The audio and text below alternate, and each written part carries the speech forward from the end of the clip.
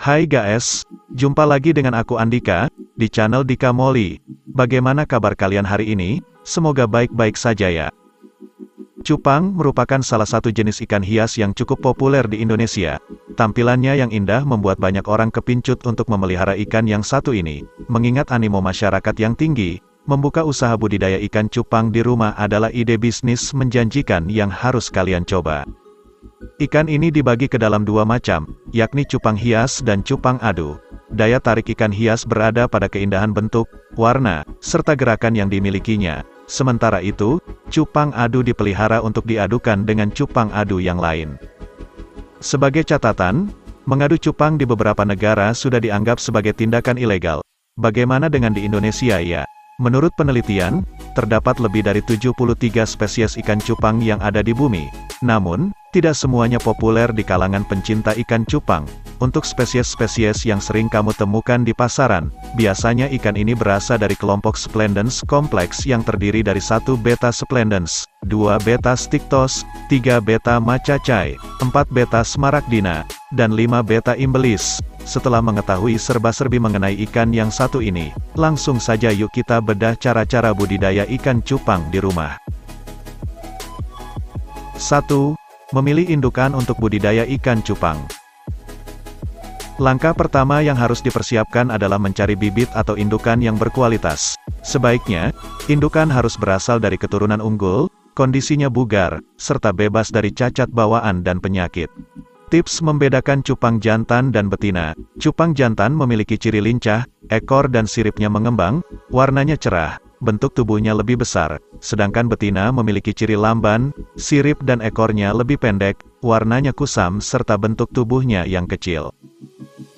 Sebelum proses pemijahan, kamu harus memastikan indukan jantan dan betina sudah berada di fase matang gonad atau siap kawin. Berikut adalah ciri-ciri indukan yang sudah siap dikembangbiakkan. Jantan memiliki ciri setidaknya berumur 4-8 bulan. Bentuk badannya panjang, warnanya terang dan menarik serta siripnya panjang. Gerakannya lincah dan agresif. Betina memiliki ciri setidaknya berumur 3-4 bulan. Bentuk badannya membulat dan perutnya sedikit buncit. Warnanya kusam dan tidak menarik serta siripnya pendek dan gerakannya lambat. 2. Persiapan pemijahan ikan cupang. Setelah persiapan budidaya ikan cupang yang sebelumnya selesai, inilah saatnya untuk masuk ke proses pemijahan. Siapkan tempat berupa akuarium atau wadah dan baskom kecil berukuran 20 cm. Selain itu, sediakan juga gelas plastik untuk tempat ikan cupang betina. Terakhir, siapkan juga tumbuhan air, seperti contohnya kiambang. Dalam sekali proses perkawinan, ikan cupang bisa memproduksi telur hingga 1000 butir. Setelah pembuahan, telur tersebut akan menetas dalam kurun waktu 24 jam. Menurut pengalaman para pegiat budidaya ikan cupang, tingkat kematian pembenihan ikan cupang cukup tinggi. Dalam sekali kawin, ikan cupang yang bisa dipanen biasanya mencapai 30-50 ekor saja. Indukan jantan bisa kawin hingga 8 kali dalam interval 2-3 minggu. Sedangkan indukan betina disarankan hanya dikawinkan sekali saja. Jika indukan betina dikawinkan dengan paksa, akan terjadi penurunan keragaman jenis kelamin pada perkawinan berikutnya. Hasilnya, anakan ikan akan didominasi oleh betina.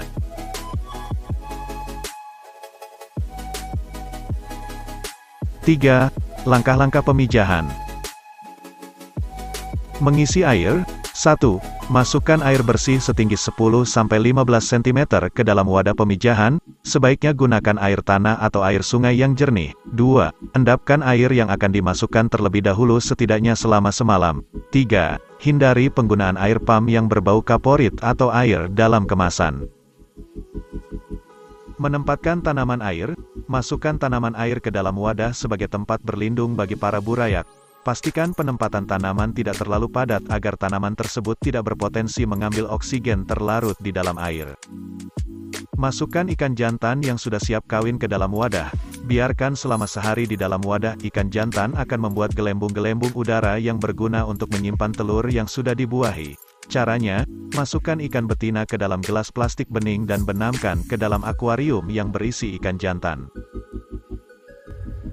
Setelah gelembung-gelembung terlihat di dalam akuarium, masukkan ikan cupang betina ke dalam akuarium. Waktu pemijahan biasanya berlangsung sekitar pukul 7 sampai 10 pagi atau 4 sampai 6 sore. Tutup dengan koran atau simpan wadah akuarium di tempat yang terhindar dari suara bising serta hilir mudik manusia, karena ikan cupang cukup sensitif saat kawin. Setelah proses pembuahan selesai, segera angkat indukan betina karena ikan cupang jantanlah yang bertanggung jawab dalam menjaga dan membesarkan burayak. Indukan jantan akan memunguti telur yang sudah dibuahi dengan mulutnya dan meletakkannya di gelembung-gelembung yang sudah dibuat sebelumnya. Jika indukan betina tidak dipisahkan, telur-telur yang dibuahi akan dimakan oleh si betina. Dalam kurang lebih 1 hari, telur-telur tersebut akan menjadi burayak.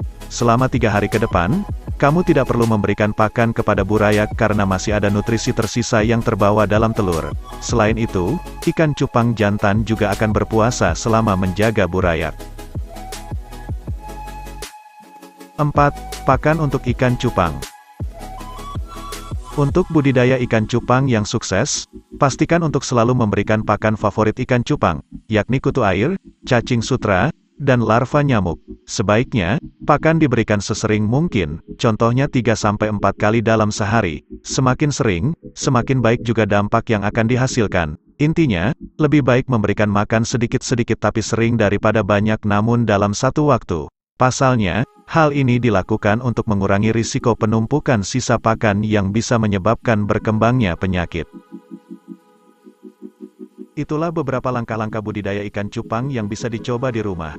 Bagaimana? Mudah kan? Semoga video ini memberikan manfaat untuk kalian yang ingin membuat usaha rumahan ya.